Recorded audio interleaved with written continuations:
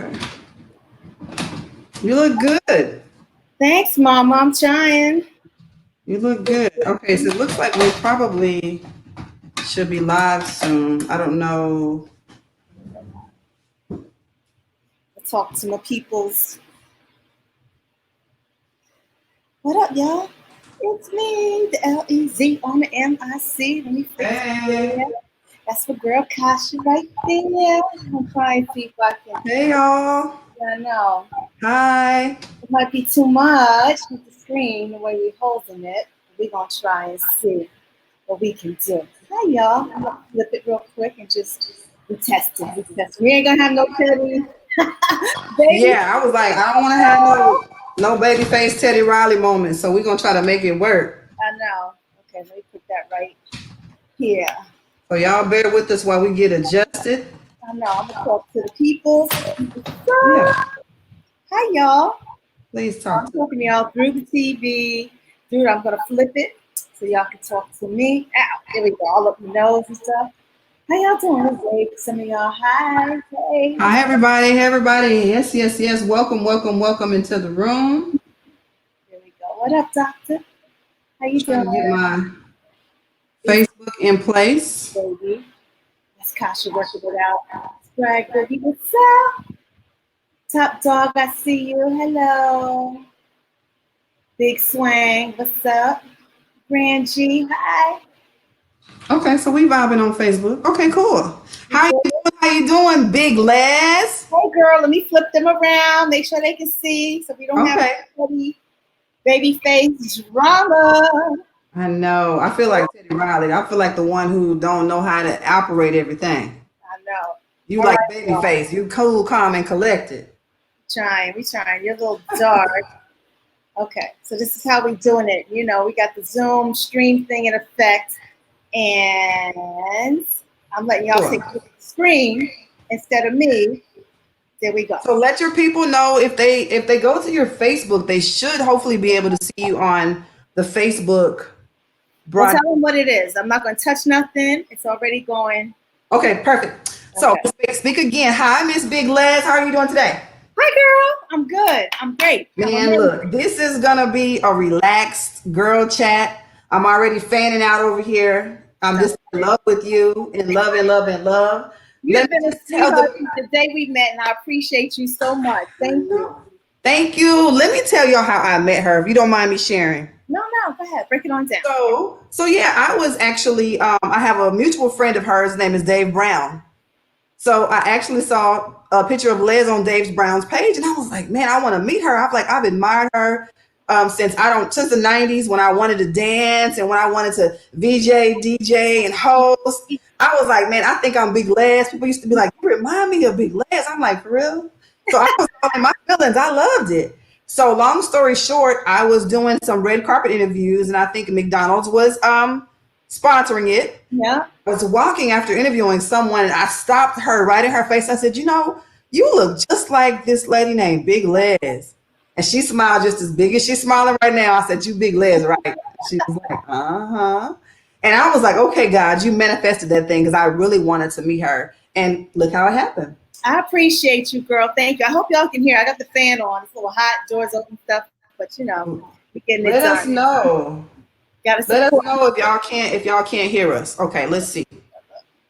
Okay. 1 second. I think they can hear. Okay. What's it say? What's that StreamYard thing? Get that out of there. Live Get it view. out of there. Oh, there we go. All Okay. right, cool. Okay, we're gonna go ahead and delve right into it. So I know that your name is Leslie. Is it Segar or Segar? Segar. I Segar. put her Okay. info. Yeah, just as long Where as you did spell the it right on name? my check, child. I don't care.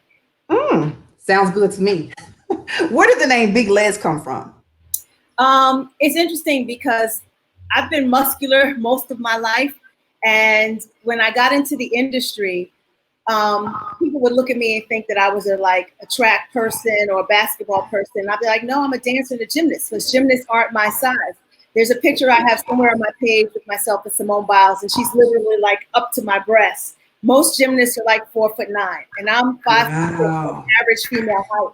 So when I Okay. started dancing, I'd be doing backflips and stuff. And they'd be like, "Who's the big girl doing backflips?" And they'd be like, "Oh, that's just Les." well, Big Lez, come here. And really, everybody just Oh, kind of took to it, and it just stuck. So I prefer just Les, but okay. You it is. prefer Les. Okay. I'm gonna try to get it and say just Les. But I'm gonna say you kind of skimmed over that. You were just doing a few backflips. No, you're like an acrobatic, gymnast. Like you can do everything. I don't know. Do you still actually do type of gymnastic or acrobatic type of floor work?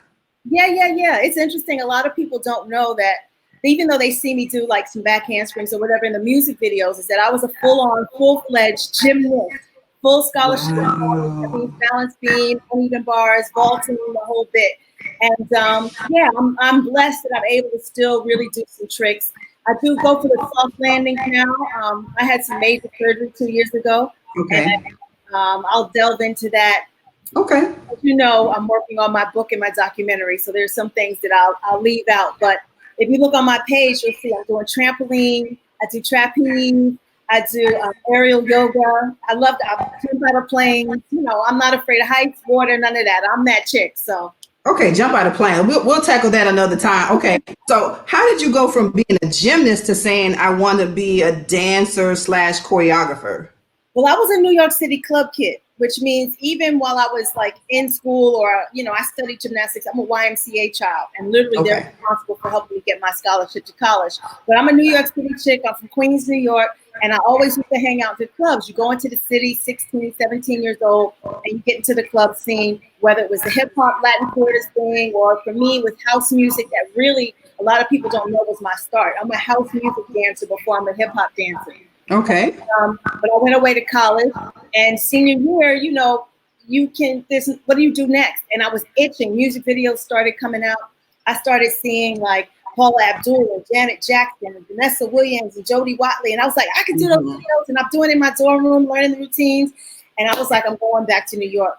And literally, once I started pounding the pavement, because I knew I had to find another career. And I knew Okay. gymnastics was over. It's kind of like the NBA. Like, you've done 10 years, there's nowhere else to go but maybe commentating. So acting, Okay. dancing was it for me. I never really had a chance to dance the way I wanted to because I can only dance in my floor routines. I was never a Okay. cheerleader like that. I wasn't part of a dance troupe. It was all gymnastics all day. So Okay. Good, good, good. So starting at house dancing, you said house music, yeah. and you getting your first gig in a video. Did the dancing come before the choreography, or which one Oh came yeah. first? Oh yeah, absolutely. When I started, my first like real gig was an off-Broadway play called Club 12. It was myself, Wyclef, Lauren Hill joined. Like New York is kind of that melting place where we all kind of grew up together. And Okay. once I started auditioning and getting into music videos and was being like the lead or in the front, the artist would assume or the label would assume that I was the choreographer because I was the lead dancer. And then I would work with choreographers who would show up and not be prepared and be like, yo, I need a 4/8 counts, or I need y'all to help me with this. And I'm like, wait a minute, aren't you getting paid more than us? Why are we doing all the work? And then it just clicked, like people assume it. So let me say, yes, I can choreograph because I would choreograph the floor routines for gymnastics. So for me, it was kind of the same thing, except instead of the technical ballet and the breathe for 2 minutes for the tumbling Wow. pass, it was like, well, I'm already dancing hip hop and I know what it is. Now let me try and tell a story with it. And that's kind of like people started asking me to choreograph. And really, Puffy was somebody who, when it came to music videos, was like, yo, Les, you've been watching me for years. We had been in the clubs together. And he, gave me Mary J. Blige to be one of my, first big music video projects. I'd already been doing some stuff with Keith Sweat and with Okay. when I was on tour. But Mary was my first big music video that I got to choreograph. So I want to talk to you about that because what I've noticed is that number one, I can see that y'all are probably really good girlfriends. Like y'all really, really, seem like really two good friends. But I've never seen her dance in any other video or arena like she does when you have worked with her on Real Love and You Remind Me. Mhm. How did you pull that out of her? Because she looked a little bit shy and reserved in some of the behind the scenes that I observed. One thing about Puffy is that he is so intuitive that Mhm. can see somebody or something from across the room and see that that's a star, or see that there's a connection. And I think he saw that between me and Mary. Mary's from the BX, I'm from Queens, New York. And when Mary and I met, we literally felt like we knew each other for like 15, 20 years. Like we grew up together. We were the same person. And it's not so much that I taught Mary. Mary taught me too, because her nuances and all of that stuff, and you can just kind of see. And when you work with somebody, you have to find out what they're comfortable with, as well as to push them out of their comfort zone. So we were able to like really just kind of find that collaboration where Mary was still ready to keep it gutter, and her whole essence was just kind of built around it. Myself, Jennifer Farris was also, you know, working. We did our thing with Mary, and Mary and I hate that there was a gap between our relationship because we both have gone on to do other things. I would have loved to stay with her whole career. That's my girl. I love her all day, and I'm so proud of her. How was it working with Mary? I mean, I know you gave us a little bit about the dancing and the choreographing for her, but how was she as, I love you and Mary J. Blige. Just put it out there. Everybody who knows me knows that I'm like, okay, I'm Mary J. Blige this day and I'm Big Lez this day. So like, how was it working with Mary J. Blige? I got Mary at the beginning of her career. Remember, I got the whole 411 album pretty much, right? Okay. So this is at the beginning.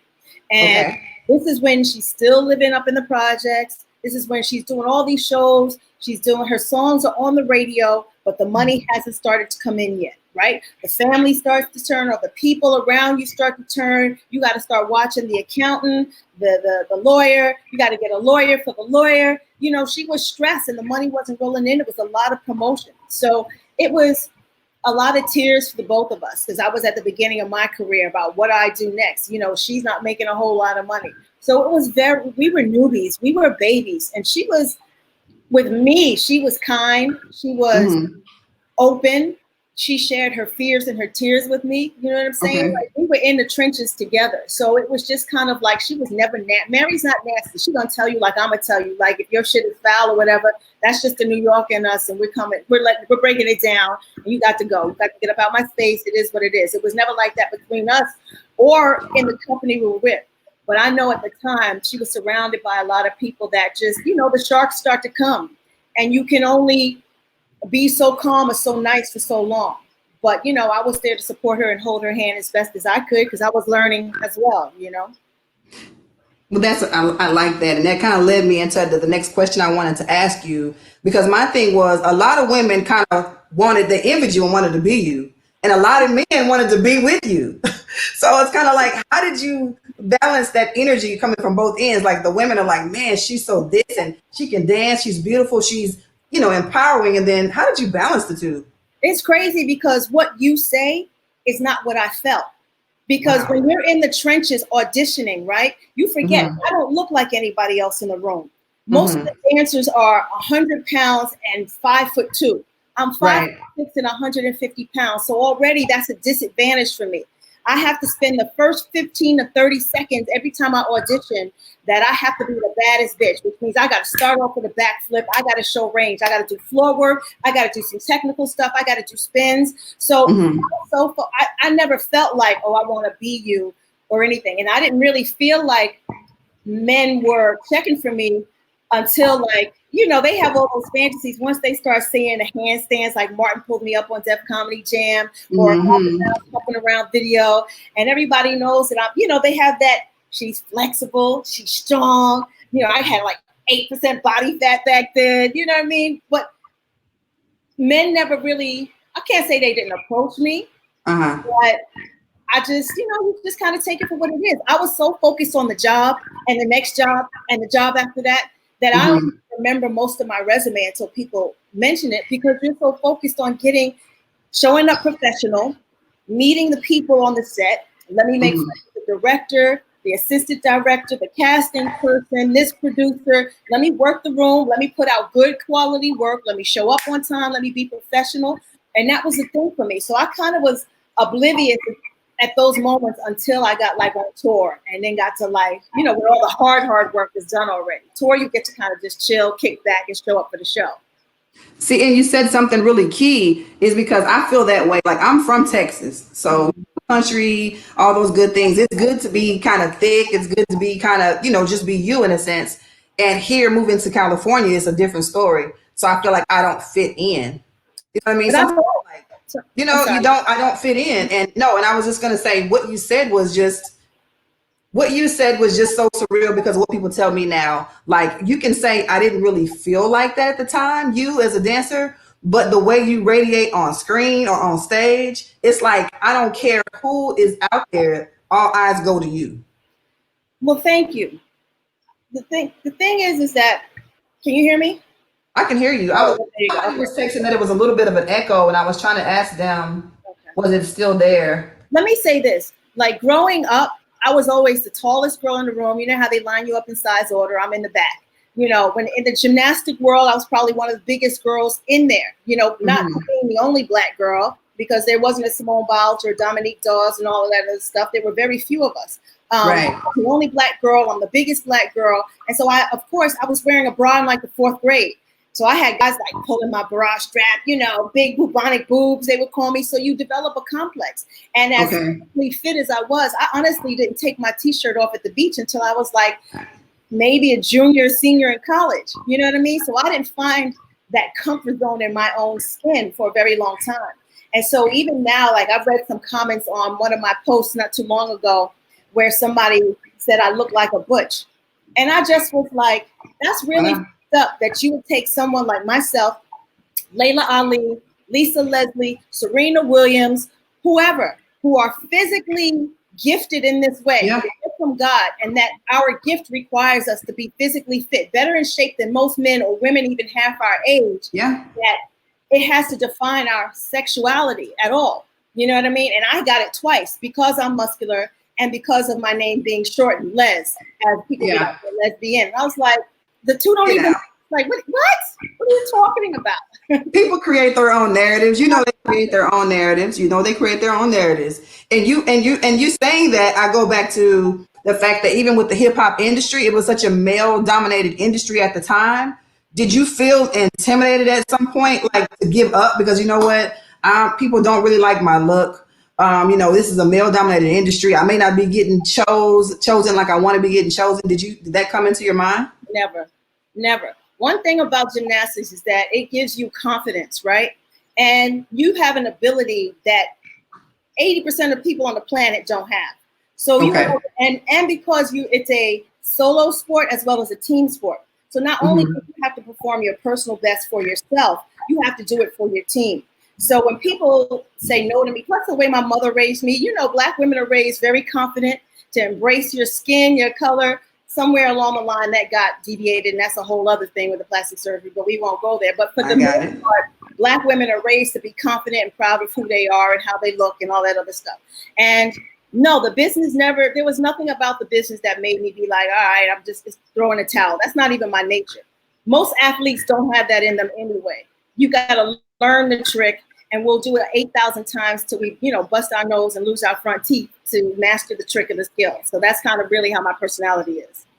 Okay, you're gonna see me looking down, sis, and it's not just because I'm kind of trying to make sure I'm addressing questions, and I'm looking at questions. So It's all good. I have not mastered completely your talent and skill of. I think I asked you about this too. Like, you were like being recognized for not having to really use a teleprompter much or cue cards much because you really like to go more like natural, off the hip. Is that true? Yeah, no, it's very true. I mean, like when I got Rap City, a lot of the reason why I got hired from the two producers who really fought for me, Keith Paschal and Sunita Brooks, was because of my relationships with most of the people in the industry, or because we all came up together, or I was a culture creator of some of the biggest projects, thank God. So I was really there in the trenches for their careers as well as my own. But as a fan of people in the industry, or just, but you have to be careful about the words you choose. In high school, I said I wanted to be a journalist. And Oh, here I am doing dancing, gymnastics, and whatever, and full circle, I find myself back into journalism. So by nature, I'm curious. And so I realized that, sure, if there are talking points that I need or movie notes that I need to promote, sure. But for the most part, I'm really interested in who this person is, and I don't care for the typical questions. So if I don't have to stick to a cue card or a script, or I have to hit those points, then I'll kind of try and remember it. But it's easier and better for me to just listen to what the person says. Because even when you see a Cue card. All right, for light, Al. Had Even to with get my okay, like had a to get my light. teleprompter. The Mm-hmm. person you're interviewing could have already answered the 10 questions below in the answer that they're giving you. So if you're not listening, then you're redundant and repetitive, and that's whack, and it's a turn off for them. So I just kind of like get in my head where I need to go, but I listen, and then I kind of just bounce off of that. And see, like I said, I patterned myself after you, and guess what else? So I don't remember her name, so don't be upset with me. There was a solid gold dancer that you really. Marcel, when Leonard, you don't understand. Listen to me when I tell you. You don't, and I don't mean to cut you off. That's okay. Go ahead. If you look on my page, whether it's my Facebook, listen, I found her on Facebook. The reason why I am a dancer, not a gymnast, a dancer, are for two women, Debbie Allen and Darcel Wynn of Solid Gold. And I got to meet my hero last year. I saw her on Facebook. I DM'd her. She DM'd me back. She came to do my podcast. And I literally was in tears. You have no idea what a full circle moment that is. And for those of you who are old enough to know, or too not, she is just this gorgeous gazelle of a black woman who has a long ponytail and was giving you the highest kick and spin on a show called Solid Gold. Go to YouTube, Google it, whatever. And she was everything to me. I would tie a towel around my head, knock over furniture in the house. And I get chills just saying it because it's for her and for Debbie Allen. Really, the reason why I was like, oh my God, I have to be a dancer. I have to be a dancer. Like, really? Look, I know I'm aging myself because I used to watch Solid Gold, but that's okay because we still look good. Absolutely. I remember Solid Gold. I love Solid Gold. And Solid Gold, and of course, then transitioning to Soul Train. And then to me, I remember in Living Color, they had this group of dancers and they were called the Fly Girls. Now, I need to know, because I know J-Lo was a fly girl. I think it was Rosie Perez. Rosie Perez was the choreographer. I don't remember all the names, but what I do know is that you were not a fly girl. And I know that you auditioned to be a fly girl. Tell me about that experience. When they say there are auditions or things that like you're still broken up about that you didn't get, being a fly girl was one of them. I remember it like it was yesterday. I was at this big club in New York called the Palladium. There was a huge audition. I remember doing like 8 to 10 backflips across the room. All the local news channels was like, oh my God, you're definitely going to get it. You were so good, blah, blah, blah. And, I had worked with Rosie Perez before, and she had came up to me, and I guess after conversing with, all of the Wayans brothers about, who they wanted, and she said to me, like, can you lose 10 pounds?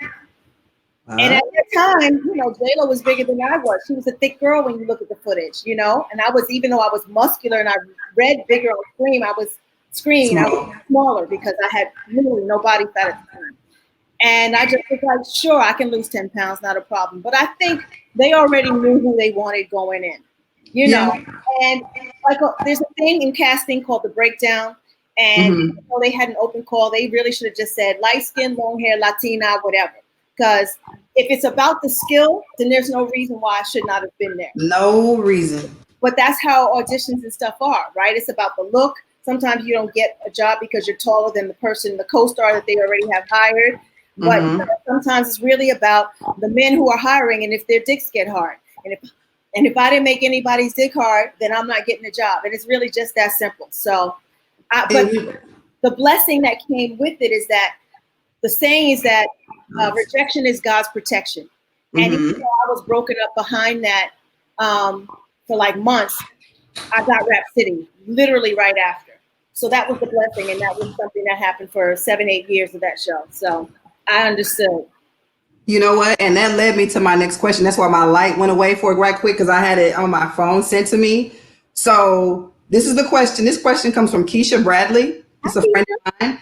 She said, we've seen a lot of women in the entertainment industry come forward with sexual misconduct claims against Harvey Weinstein, Bill Cosby, etc.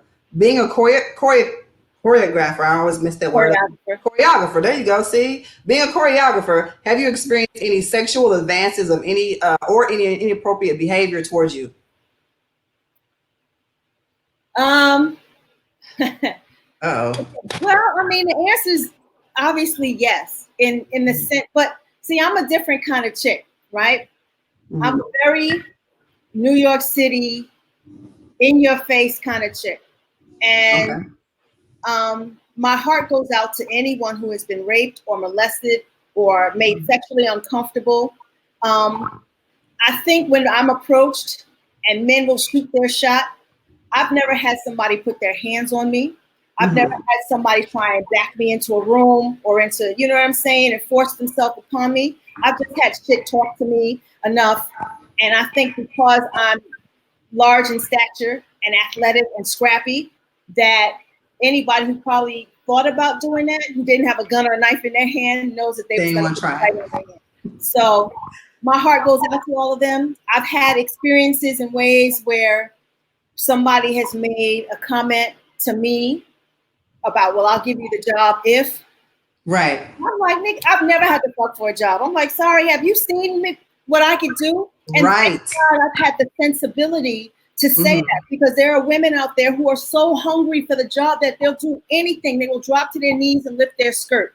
And I think I honestly was more afraid of my mother, her hearing her and disrespecting her, for me to even be that chick. But I also worked too hard and know that I had a skill that nobody else really came to the table with, that I didn't have to do that.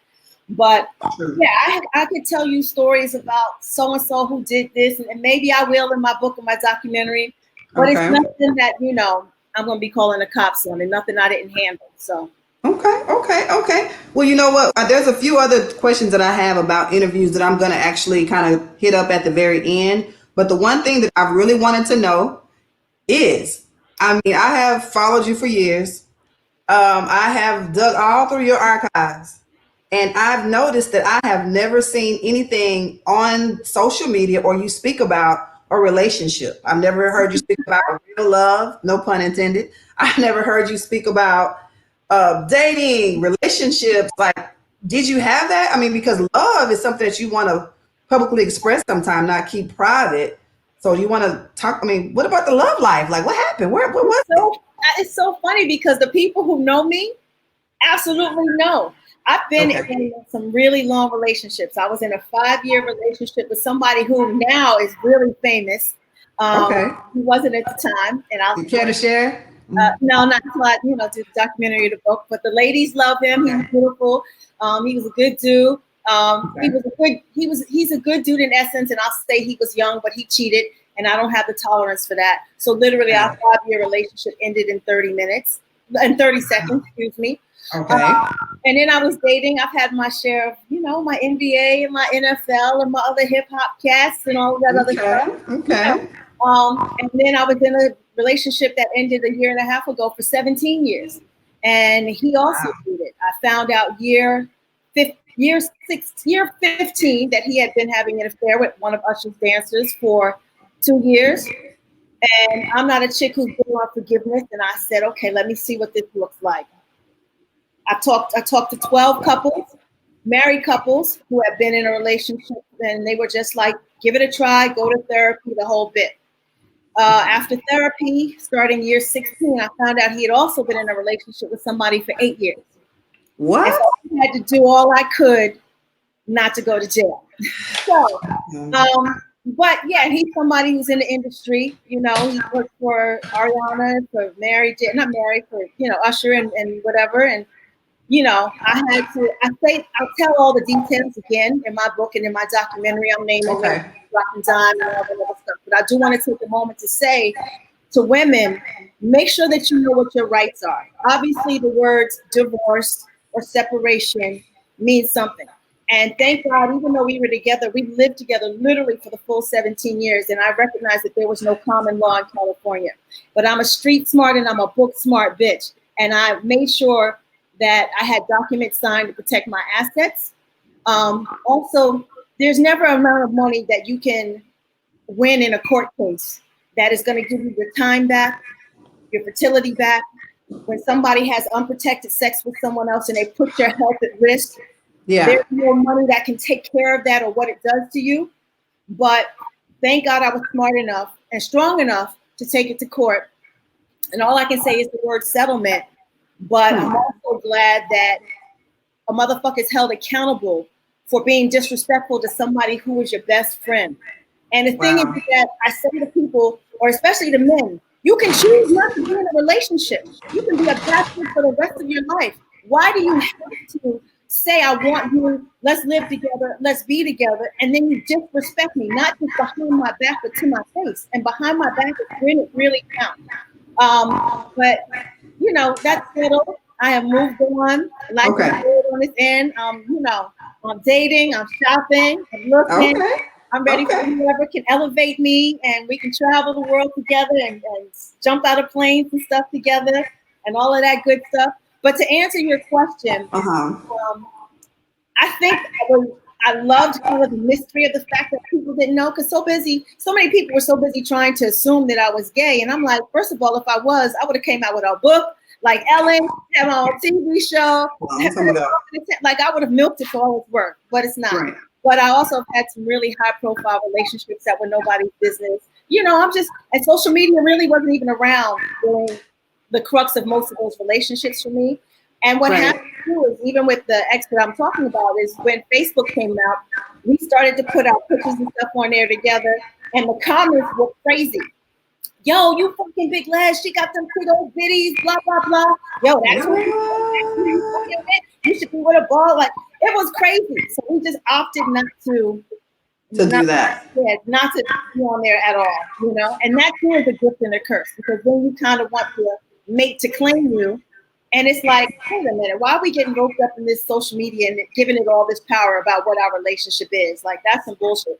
But it did turn out, anyway, social media turned out to be a tool that helped me find out about the affairs. So I guess I can't. So, I'm sorry. Can you hear me, sis? I can hear the echo a little bit, but.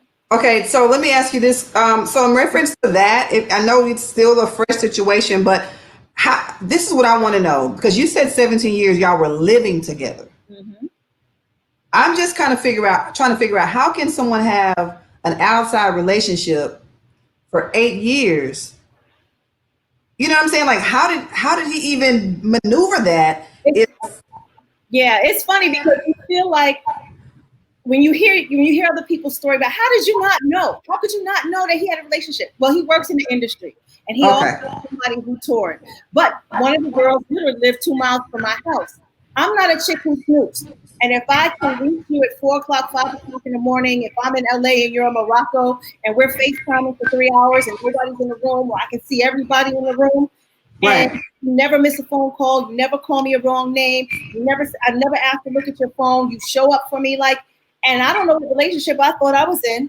We didn't argue. The sex was great. We were still having dates. We were still going out. So, but it's never about you when somebody cheats. It's about them getting their ego about themselves. It's about their midlife crisis. It's about them feeling like, you know, the best pussy is new pussy, and let me, you know, tackle that. And all these girls coming at you. And, you know, we're in an industry where you can have the pick of the litter. Men and women can have the pick of the litter. You know what I'm saying? And if he felt trapped, he should have been man enough to say so, but he didn't. He was a coward. He was disrespectful to my family. He was disrespectful to me, and I will never forgive him or anybody else who disrespects me like that. But to all women, again, I say, make sure you protect yourself and your property, because of course, I'll tell more details when I can, and obviously I can't say but so much. But I'm glad that I was able to hold him accountable, you know? Well, thank you for sharing that, number one, because like I said, I never actually heard you talk publicly about any relationship. Not to say that you haven't, I just never heard it myself. And just to be able to share something that's so intimate and so damaging, I feel like that I wouldn't even know how to deal with being in something for 17 years and then finding out abruptly this was going on and I didn't know. Like, let me tell you, when you see that TV show Snapped and somebody has done to you what he did to me, I absolutely understood it. I absolutely understood how you could go from 0 to 60 and want to kill somebody who you would give a kidney to if they needed it. Wow. But they say the person that betrays you literally is the one you love the most, or the person right next to you, right? Because you don't care if it was a complete stranger. You just don't ever think that it's the person who looks you in your face and says every day, I love you, right? Who begs even after you find out to stay, begs to stay. And why? This is your out. You could have been out. All you had to do was 3 words. This ain't working. I'm not happy. I want out to work. I'm out, right? But she said it was another decade of damage and lies and wasting my time.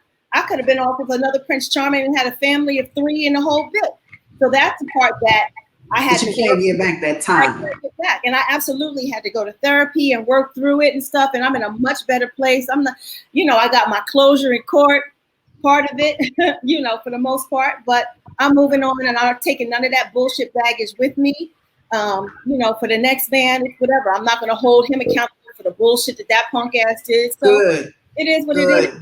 But I just, and we were like year 3, even though we weren't married, and most people like, why you didn't get married and why he, get the milk for free. It wasn't that. Marriage was never a deal breaker for me. Okay. 3 or 4, we did everything. And most married people don't have their life insurance policies, their living trust, their will, their health proxy, their long-term care. We had all of that like year 3, 4. You know what I'm saying? So we pretty much didn't have a ceremony. And that's why I was even also able to be so successful in court. It's because we lived as husband and wife, and I could prove it, And that's good. And I want to say again, thank you for sharing that. I want to definitely tell everybody to stay tuned for this documentary and this book and this movie. And I'm looking at a play, whatever it is that you have to come out, because I see all that happening because you're just that talented. And she's single, y'all. She's dating. She's dating available. So if you're eligible, grown, attractive man with your stuff together. Holla at my girl, Les. Yeah, I'm sorry to cut you off, but I'm at the stage and the age now where I'm an open book, right? Okay. And for anybody who's offended by me telling the truth, then you shouldn't have done the fucking action. You shouldn't have been disloyal. You shouldn't have been disrespectful. You shouldn't have done it, because now it's my truth, and I got fucking receipts to prove everything. So you can't say it's defamation either. But I'm here to share with women that it's okay to feel broken. It's okay to feel sad. It's okay to feel lonely. It's okay to go to therapy. It's okay to cry uncontrollably. There was a point in my career where the phone stopped ringing, and I was like home, depressed. I wasn't working at all. And I'm sure that affected the relationship too. And I had to take responsibility for that. But this is me being grown and open and nothing really to hide anymore at all. So I'm coming with it. Whatever you need to know. Well, you're looking good. That's number one. I keep getting people hit me up and just talking about how good you look. You're maintaining. Listen, J-Lo ain't the only bitch 50 and fabulous, okay? And I said it out loud. It is what it is. 50? You are not 50. Girl, come on. I'll tell you how old I really am, but yes. And I'm still doing backflips. What? When I grow up, I want to be like you. I know I kind of passed over a few things that I want to visit. I don't want to take up all of your time. I know we've already been talking. Girl, I ain't got nowhere to be and nothing to do tomorrow. Hello? Good. Well, good, because we both in the same place. And I'm trying to get my light right. It's just not enough light to me, but hopefully y'all can see me. Okay. So when you're talking about Rap City, now I noticed that one of the most, I don't want to say prolific, one of the best interviews that I saw, which was controversial, there you go, was the one where R. Kelly and Aaliyah came on the couch. Now, everybody knew they was dressed alike. Everybody knew that they were really close and they were kind of giggling and whatever like that. Like, how were y'all preparing for the interview, and were you kind of guided against asking the questions that everybody else wanted to know? Absolutely. There was pre-production meetings that were happening for like at least a month, because it was the rumblings and it was, they're coming to the network. And myself and Brett were being prepped about what to ask, what not to ask. The label would be like, don't ask these questions, or sometimes you got to hand the questions in for the artist so that they can be prepared and look as versed and professional and all part of the artist development and stuff like that. And I think as a journalist, Brett and I had to decide for ourselves to put our jobs on the line and either take this opportunity to ask that question or just not look like some suckers that just came on and like, fall into it. But they knew what they were doing when they dressed up alike. You know what I'm saying? Of course. And of course, everybody at the camp, everybody with the labels, and me having the inside track. Like I danced for Heavy D, and R. Kelly was on that tour, so I have a whole backstage. A whole lot of other stuff. So you knew. Now, I'm not saying you knew what was going on, but you probably had. Yeah. Okay. I knew everybody knew, but that's a cash cow, and nobody wants to mess with that check. So everybody's going to do and say what they need to do to keep the money running and the palms greased and all of that stuff. I'm just surprised, you know, and we tried to do it as playful as possible so it didn't look like an attack, but they were already prepped on how to answer and all playful. I can tell. You know, you can. I just am surprised because the Washington Post actually hit me up first to do an article on them. And if you Google Washington Post, R. Kelly, Big Lez, whatever, you'll see it. And I couldn't understand what the resurgence was. Like, it's been so long ago, but I guess, you know, like they don't let Marilyn Monroe die. I guess they wasn't going to let R. Kelly die. And then I started to realize, I started getting more phone calls about, can you do this appearance? Can you do I'm like, really? This thing has got life again? What's going on? Then it hit me. The documentary. For the Lifetime that, oh shit, he's got other charges and she ain't the only one. I mean, what if, you know, the monster's growing and it's about to explode. So then I was like, oh, okay, got it. It just saddens me that, God rest her soul, Aaliyah is not here to defend herself, but maybe to speak her truth. Right, but maybe that's a blessing too, because if she still had all that love for him, she don't need to be brought into that monster scenario anyway. I understand that as well. And now I'm about to give some accolades here. So let's just say, let me just name a few things that I have right here. Now, in case you were under a rock or you were born in, you know, 2014, 15, you may have not noticed, I don't know. But the living single Silhouette. We are living a single. Can't sing. I'm not even gonna try. How did you get that? That's amazing. Because people knew who it was. I knew who it was. I'm like, that's Big Lez right there. I knew. It's so crazy to me that I have, I guess, what's considered one of the most recognizable silhouettes. And I don't even look like Jessica Rabbit. Like, it's people, even before I started Rap City, who did not know my name, but like, aren't you the girl? Because you tap me on the shoulder and be like, and I'm going, how do you even, you know? Yeah. I had tried to audition for Spike Lee's Malcolm X because there was Otis Salid was the directographer for that. Choreographer. He had done School Days. You know, I want to be alone tonight. Good and Bad Hair. He had done everything. And there's this Lindy Hop scene. And side note, if there's ever an era of dancing that I wish I could have done, Lindy Hop is my thing. Really? But I was, you know, women were athletic and they had on dresses and they were on the floor and they were spinning, they were doing backflips. Like, that's me all day. But I think I was on tour when they were starting to cast for that film. So I couldn't get in, but I got in to do some extra work. So I got to meet Otis. And he was very familiar with my work, which, you know, you're just shocked that anybody even ever knows who you are when you're a fan of other people. And so he literally called me out of the blue one day and said, listen, I'm trying to create this project. I don't have the job.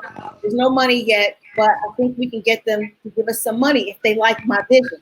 So I was like, absolutely, the opportunity to work with Otis Salid, are you crazy? I work for you for free. Like, what are you saying? So we went to Brooklyn under the bridge and literally was there all day on cobblestone. I'm doing backflips, I'm doing all kinds of stuff.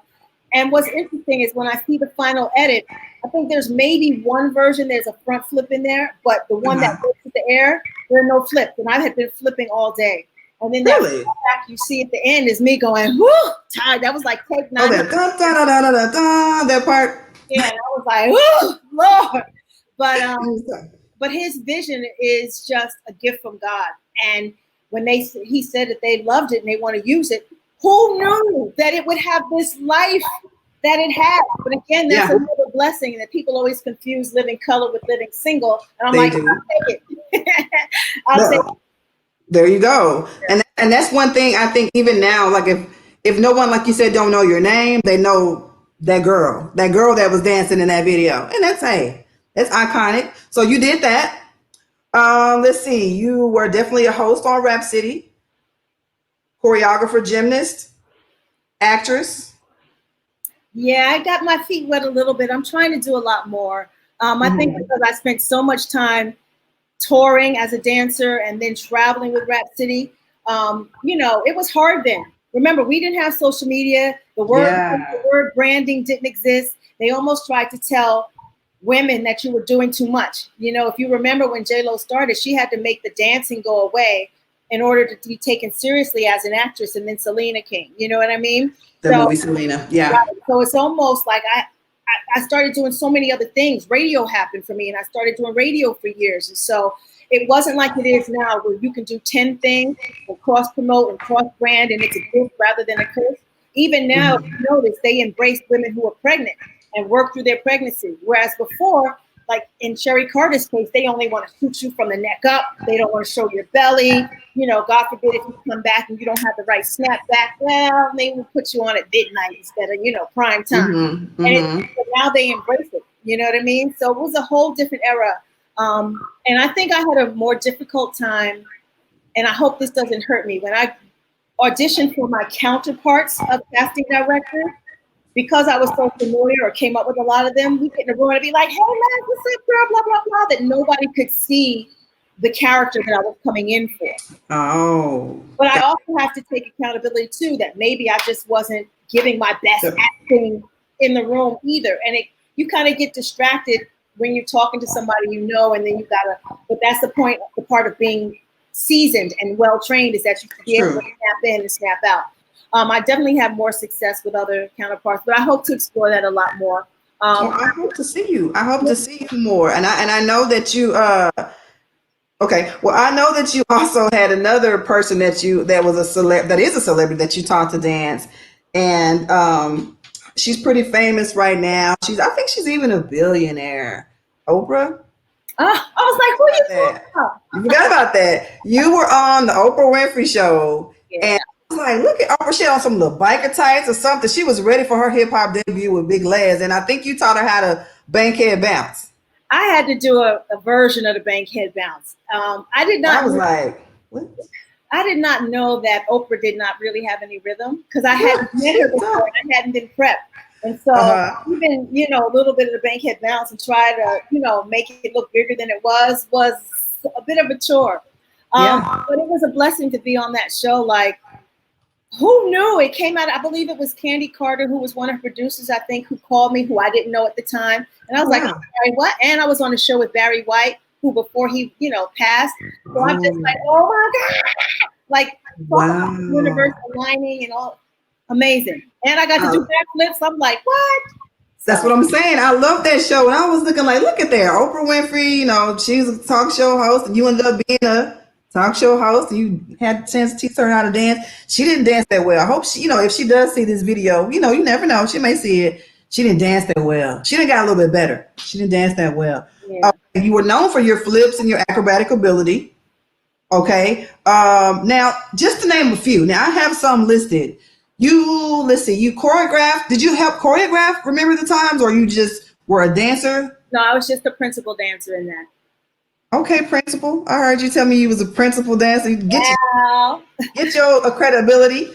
Okay, so Remember the Times you danced in. Shout out to John Singleton. That was a blessing. He had love for the East Coast and the West Coast hip hop dancers. And a lot of us on the East Coast found out literally on a Thursday night that the audition was Saturday. And I know at the time I had to beg my mother. I didn't have any money. I had to get it on a plane. I was like, Mom, please, I know I can book it. It's Michael. She's like, right. And sure enough, booked the job. And it was literally the best experience of my life. The first time working on a sound stage and driving up to Universal every day. Like, it was magic. It was a dream. It was iconic. It was iconic to see when y'all was like, I don't know the moves. You still remember the move?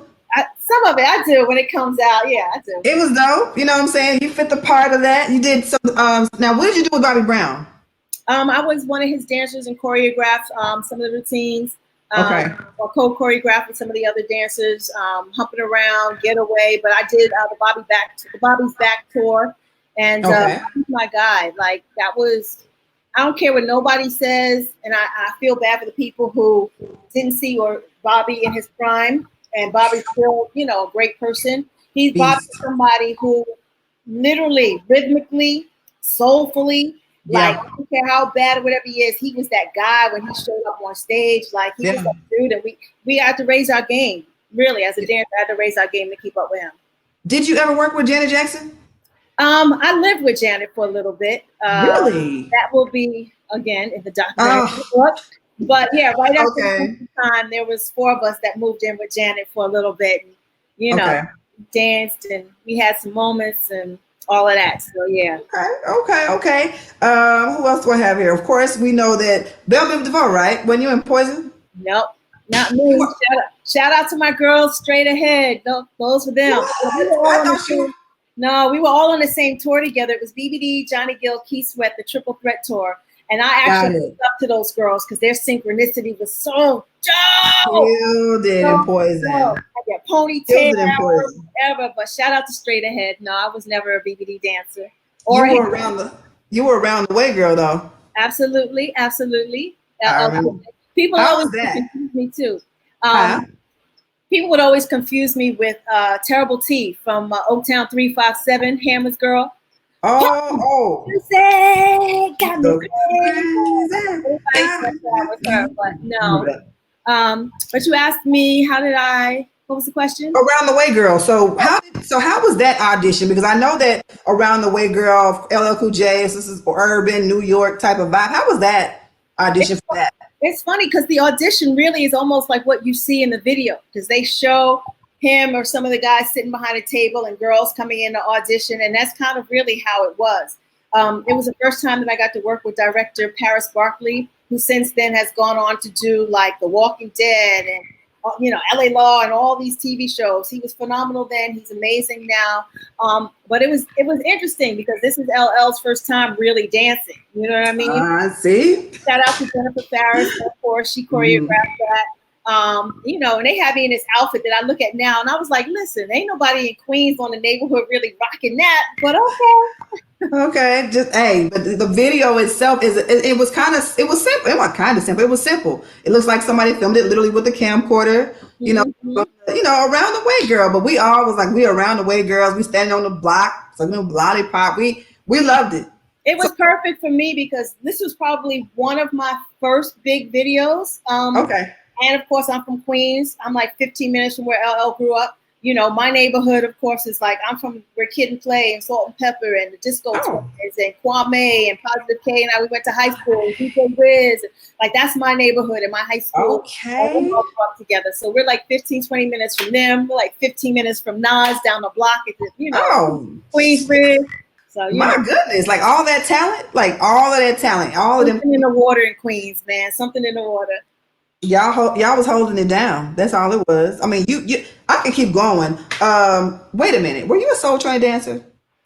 I wasn't a Soul Train dancer. I danced on Soul Train with like Guy, Mary J. Blige, Keith Sweat, Heavy Okay. D, Bobby Brown. So that's a full circle moment too, because every Saturday morning we're all in there, cleaning the house, vacuuming Right. the furniture, watching Soul Train and Afro Sheen commercials and all of that. Right. And I remember wanting to be on that show, watching Jodie Watley or the Asian girl. Yes. And then to finally be not in the Soul Train line, but actually on the stage. But I tell everybody, you have to dream big because dreams can become reality. And you got to pinch yourself every time. You got to put in the work.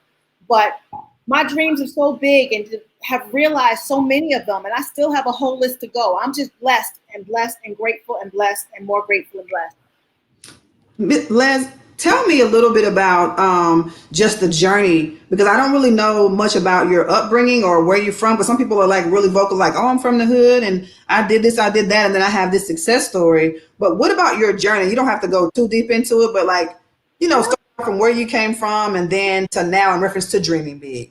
I came from a middle class family. Okay.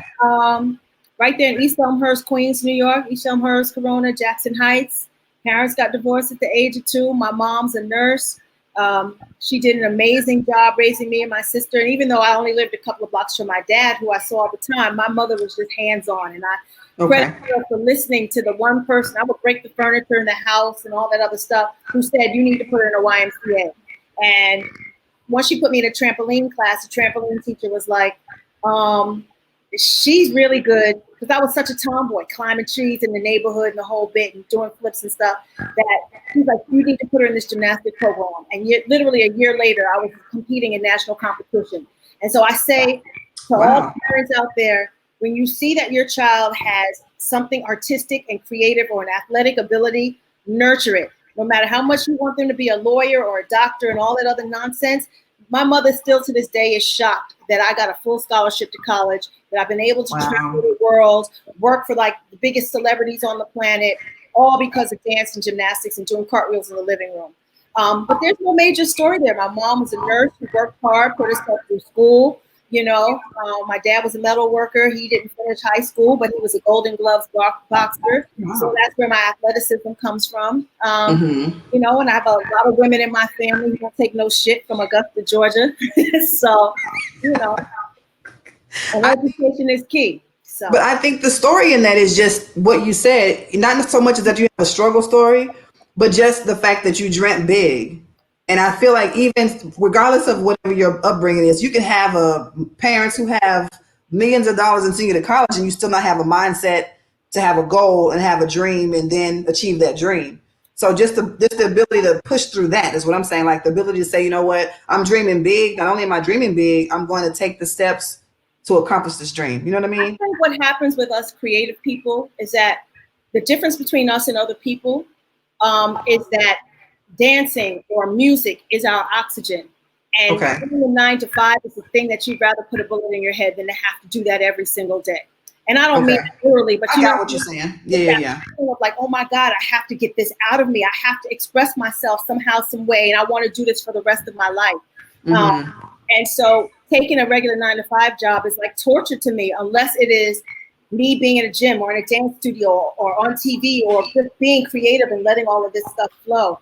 And, you know, back then we had only 411 in the yellow pages. There was no Google, there was nothing. So, and really being tenacious and, you know, finding out how to get numbers and hustling and really was like groundwork. Like it was long form groundwork. These kids today got it so fucking easy, they don't even realize it. You know what I mean?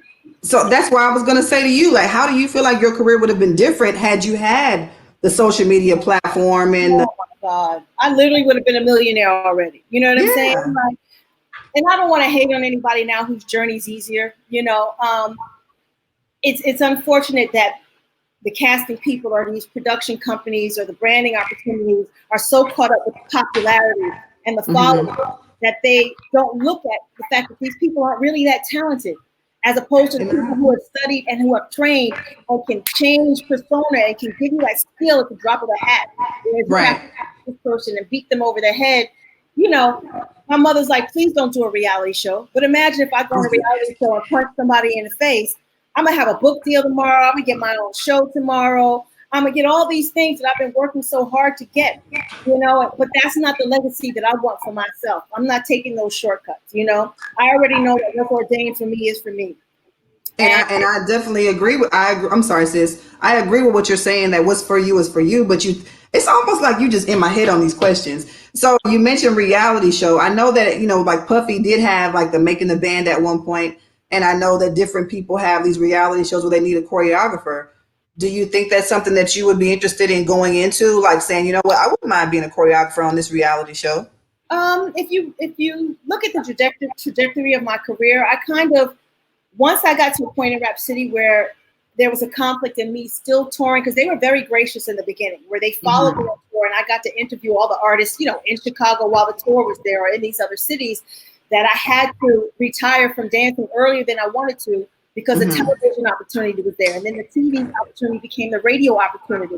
Now I'm looking for an opportunity where, you know, I still can choreograph, but I'm putting on my Debbie Allen hat where I'm trying to direct and produce. And I also want to, you know, produce my own stuff. And I want to get to the point where there's no reason I shouldn't have a deal the way Ryan Seacrest or Sway or Terrence Day, like all these people have a deal. It's really different with men in this industry than it is with women. It really, really is. And going back to what you asked me about, you know, the whole Russell Simmons and men approaching me and all this other stuff, I think what has happened is that the rejection that I may have given some of these men who are executives and stuff now shows up in the form of, yeah, maybe they'll take a meeting and dangle their credentials in front of me, but they won't give me the deal. And that's payback for me not giving them no ass. Because God has blessed me with a skill, right? And you can't front on. I can dance, I can flip, I can do great interviews. There's no reason why I don't have a production deal. And I'm not hard to work. I don't think I am. I show up on time. I like that. I'm not high maintenance. Like, I'm not that chick. But again, it's whatever God's plan is for me. So I just hope that these people who get this opportunity with their social media reality shows do the work. Do the work Okay. that they can be proud of.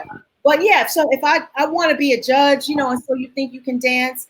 If I'm Okay. on a reality show, it would be because I'm hosting the reunion, not because Okay. it's an athletic reality show, not because Okay. I'm about to punch a bitch in the face, because we're not doing that. We can, and it's real easy, but no, I don't want that to be the Big Lez legacy. You know what I mean? So what? Okay, so since I'm about to get ready to bring everything to a close, even though I feel like I could talk to you all day, now I want to say what's next for Big Lez. I definitely would feel like a dance school would be something good for you. What's next No, for you? no. I think for me, if I do anything, I would open a gymnastic facility before I open a dance school, or it would be a combination Okay. of both. But for me, again, it's trying to get my directorial debut and get these series of documentaries off the ground. The one in particular that I'm working on is not just about me, the female dancers of the 90s who were really, really working. And I can't tell Yes. everyone's story, but I'm going to tell mine and those around me as best as I can, as well as some other female stories that happen to do with the 90s, because these people don't know their history.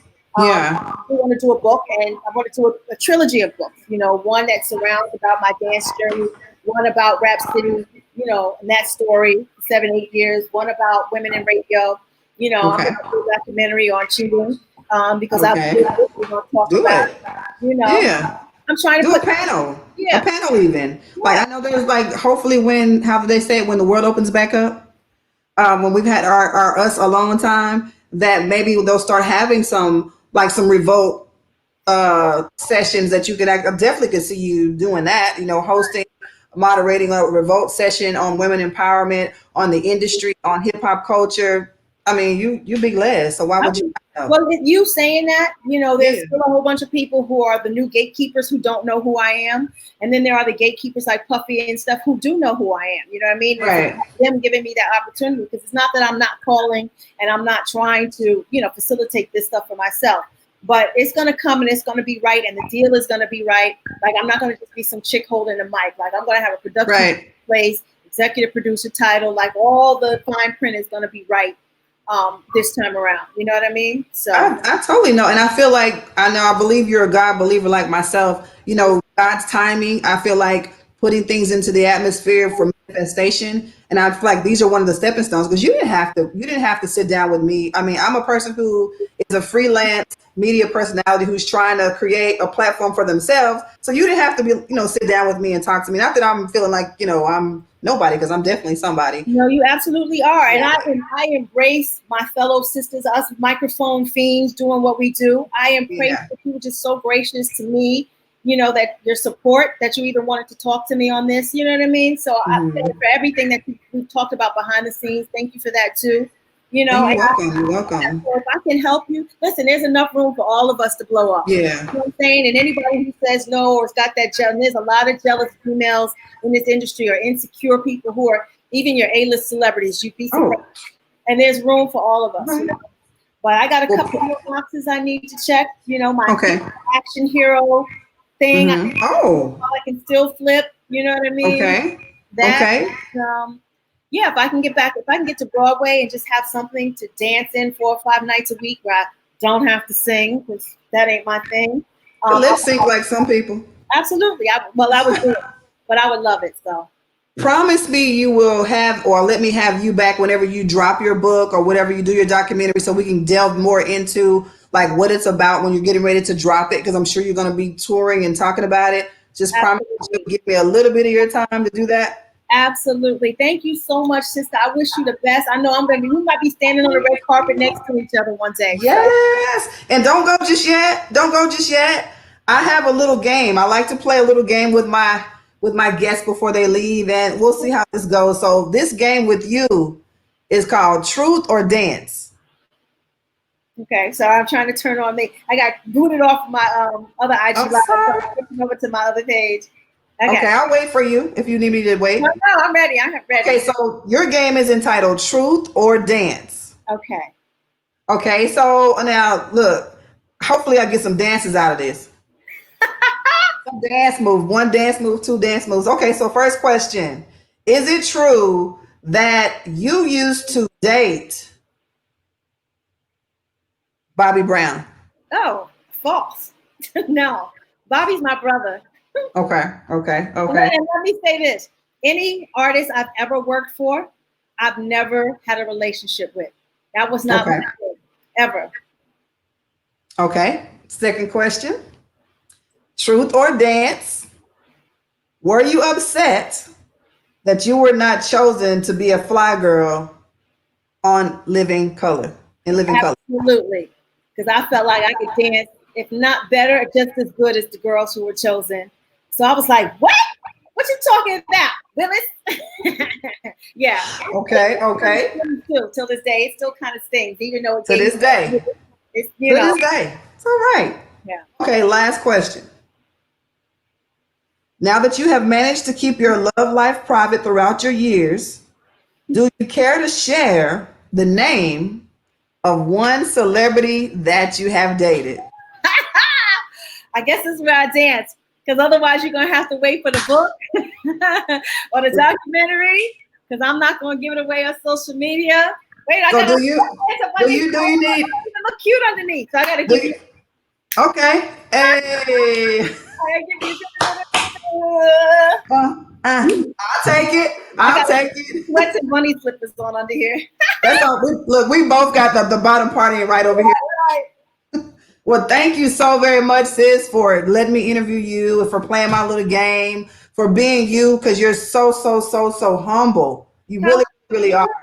Thank you a million times for having me. This was fun. Thank you for giving Good. me a platform to share without being judged.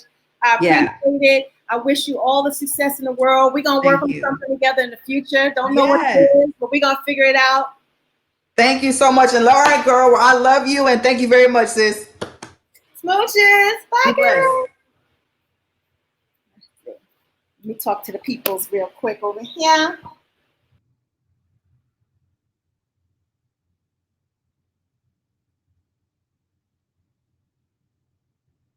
All right, guys, that was my interview with the amazing Big Leslie Segar. So hopefully something was entertaining for you all, something that y'all love, something that y'all want to see more of. Let me know who you want me to interview next.